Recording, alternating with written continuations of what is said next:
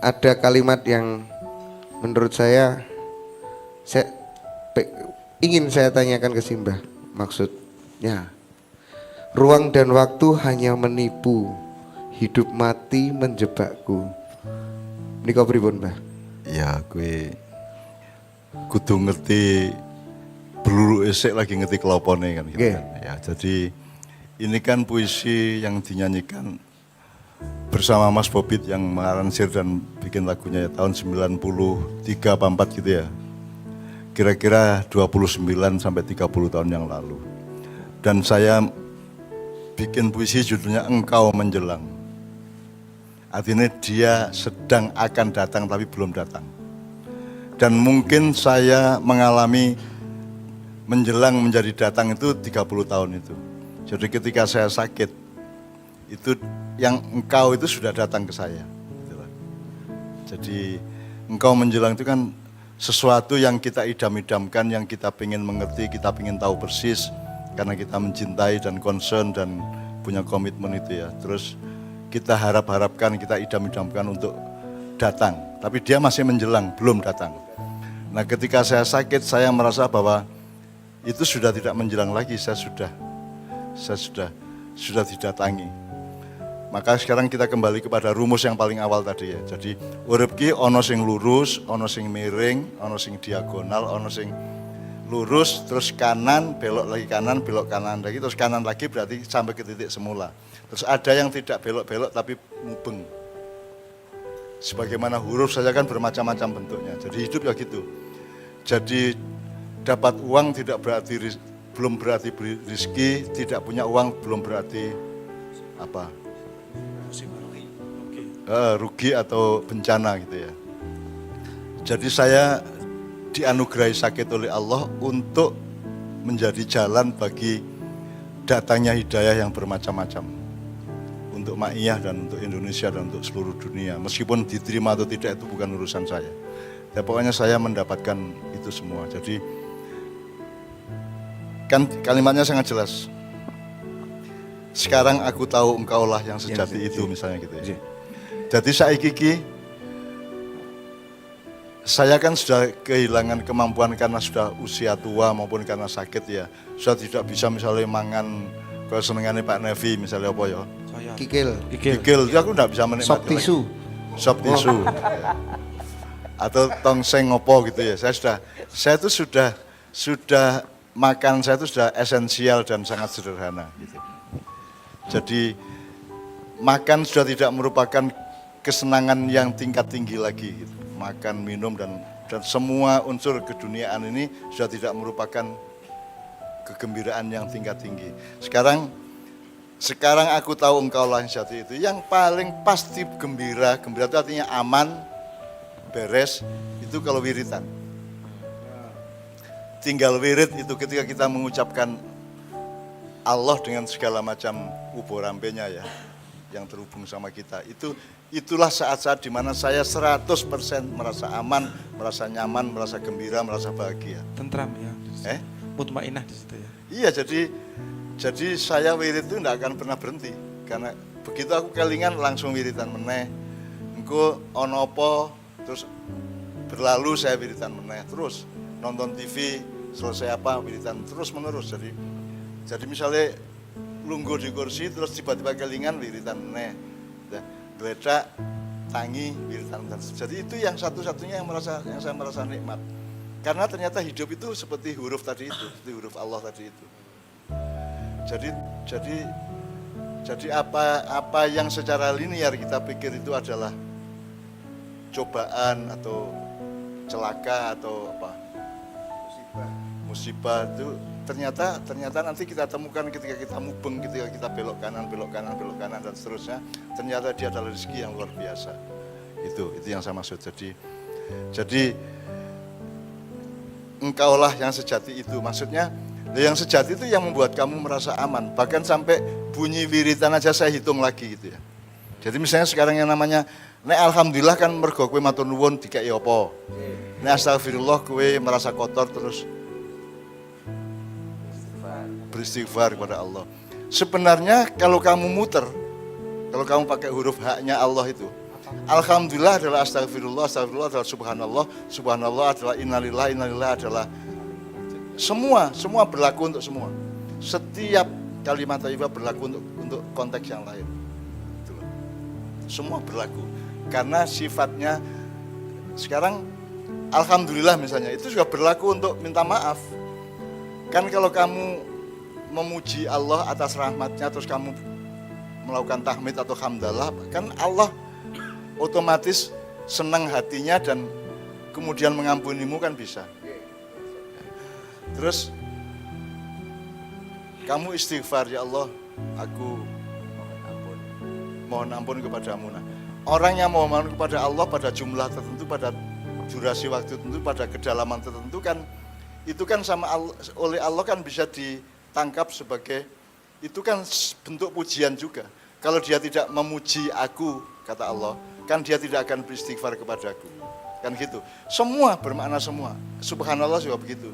Ya, subhanallah juga bermakna astagfirullah bisa, bermakna alhamdulillah bisa, semua. Itu yang namanya bulatan. Ya. Itu aja saya cari. Makanya sekarang ini kan dalam 2 hari ini kan yang saya baca itu semua adalah la ilaha illa anta subhanaka inni kuntu minadz dzalimin. Terus menerus saya baca. Itu kan merangkum apa saja, itu pokoknya itu kan itu bukan ada logika atau petunjuk dari Allah bahwa kamu kalau wiritan ini maka kamu akan saya bebaskan dari masalah. Enggak gitu, enggak ada aturan, itu enggak ada.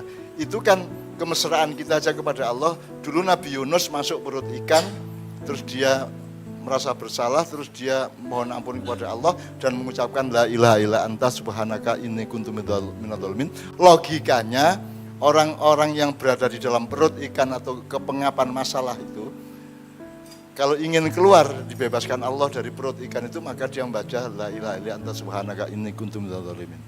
Nah, di situ kan kalimatnya kan kalimat thayyibah semua, la ilaha illa anta kalimat thayyibah, subhanaka kalimat thayyibah.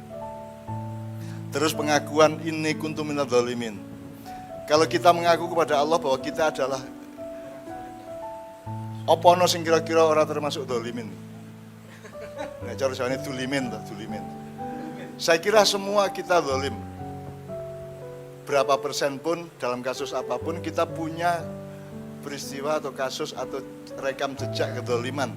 Apa kepada orang lain atau kepada siapapun, kepada diri kita sendiri atau kepada Allah. Zalim kepada Allah bisa. Kowe nganti entek zuhur ra salat zuhur kan itu kan zalim kepada Allah. Jadi tidak mungkin ada manusia yang tidak zalim. Nah, kita semua adalah orang yang pada tempatnya dan relevan dan kompatibel untuk menyebut inni kuntu minadz dzalimin. Karena kita semua zalim, tidak ada yang tidak. Sekarang ingat Allah dalam 24 jam itu berapa? Berapa menit? Ya, nah saya gara-gara dikasih Allah sakit itu, saya itu hampir tidak pernah tidak menghadirkan Allah. Detik per detik. Tidak berarti saya hebat. Itu menunjukkan bahwa saya tidak berdaya. Makanya saya ngiyup itu berteduh kepada pengayoman Allah, salah satunya melalui gondelan Kelambi Kanjeng Nabi. Karena Anda tuh jangan GR, rumangsamu nek sore mesti sore urung karuan lho, ku bengi piye lho ya. 5 menit yang akan datang kamu tidak tahu. Jadi kamu jangan pernah GR, jangan pernah merasa seolah-olah tidak ada apa-apa. Gitu loh.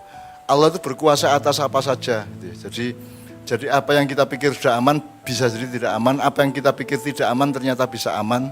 Jadi itu apakah itu individu, keluarga, negara, masyarakat, semuanya itu tidak ada daya manusia untuk mengambil keputusan untuk menentukan. Keputusan kita cuma satu, kita mendekat ke Allah terus, kita wiritan terus, kita berzikir terus. Makanya Rasulullah kan memberi contoh, Allahumma a'inni ala dzikrika wa syukrika wa husni ibadatik. Itu kan ada dimensi gini. Selama ini di Ma'iyah kan kita juga tidak mempengaruhi jamaah Ma'iyah untuk wiritan terus, enggak. Yang saya omongkan kan, kalau kamu beribadah, kamu ingat Allah, menyebut Allah, wiritan, zikir atau apapun itu, tolong belajar untuk menikmatinya. Jadi kamu sholat itu temukan nikmatnya. Kamu baca kalimat thayyibah, temukan nikmatnya. Bahkan makan, temukan nikmatnya. Bergaul dengan teman, temukan nikmatnya. Nikmat dalam arti yang sejati ya. Nikmat yang benar ya, bukan nikmat yang curang ya. Bukan nikmat yang subjektif ya. Nikmat yang sejati gitu ya. Jadi sekarang tuh saya menemukan bahwa engkaulah yang sejati itu. Nah yang disebut ruang dan waktu hanya menipu, hidup mati menjebakku itu kan akhirnya kan kita tahu kabeh iki janjane meng karep-karepe Gusti Allah. Urip karo mati jane ya ora cetha. Urip sing piye mati sing piye ya ora cetha. Aku takon, sok-soke nek mati kowe ngerti ora nek kowe mati? Mboten. Mesti orang ngerti. Mboten ngerti. Nah sekarang Rasulullah sudah meninggal terus katanya dia sering datang ke Habib-Habib, ke Rasulullah ngerti nggak apa yang kita alami sekarang? Ngertos. Nah, nek kowe kok orang ngerti. Jadi kowe mati digawa nang kuburan, kowe ngerti ora sing nggawa kowe sapa wae. Oh, oke. Saya tidak mengatakan J. ngerti atau tidak ngerti, saya hanya mengatakan bahwa itu semua adalah sesuatu yang kita tidak berdaya. Iya. Yang tidak berdaya itu bisa tidak mampu, bisa tidak. Iya. Orang ngerti. Nek menurut Zainul kan setiap malam Jumat kita pulang ke rumah. Nggih. Saben malam Jumat ahli kubur Tile ngomah. Nah, itu menurut Zainul ya. Nek rang. Piye, Nek piye, pindah? Nek pindah? Kontrakannya pindah gitu. Oh, Mas Cicit mau nanya. Oh, nggih, monggo Mas Cicit. Ngawul. Oke, sebelum Cicit ya, seperti yang lagunya Zainul tadi itu ya, dan semua yang saya tanyakan berarti itu semua zon ya. Kita tidak punya pengetahuan persis, kita tidak punya presisi, tidak punya ketepatan, tidak punya kejernihan, dan kita aslinya pokoknya tidak tahu lah, gitu. Dan sebenarnya tidak hanya kematian, kehidupan ini jane ya orang ngerti, jane orang mudeng, tidak ngerti.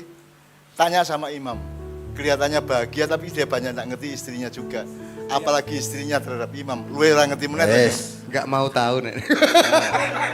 Artinya Beda sangat tipis. banyak yang kita tidak ngerti gitu. Beda tipis.